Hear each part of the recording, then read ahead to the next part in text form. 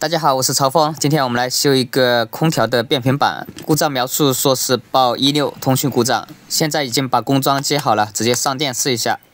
接上电源，没有听到继电器吸合，也没有看到指示灯点亮，应该是开关电源有问题啊。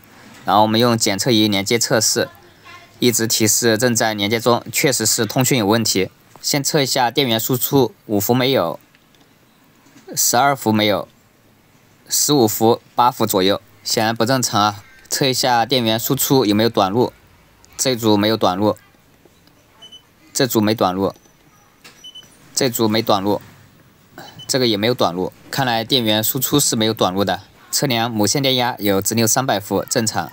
电源芯片用的是 P1027P65，这个电源芯片的三角是它的输入电源电压检测，正常的电压应该是2伏左右，如果电压有问题就会导致芯片停振。三角是通过这3个1兆欧的上分压电阻，还有这边这个下分压电阻串联分压，对输入电压进行取样。接上电源，接下来我们对取样电压进行检测，直接测量下分压电阻两端的电压，正常应该是2伏左右，实测是5.1伏，明显偏高。看来这个故障原因应该就是这些取样电阻问题。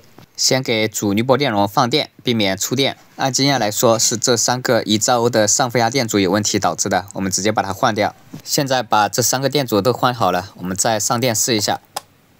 现在指示灯亮了，也能够听到继电器吸合的声音。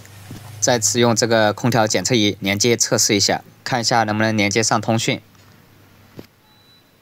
现在进入参数界面了，就说明通讯连接上了，可以查看温度参数。测一下电源输出电压，12伏正常，15伏正常，5伏也正常了，这个通讯故障就修复好了。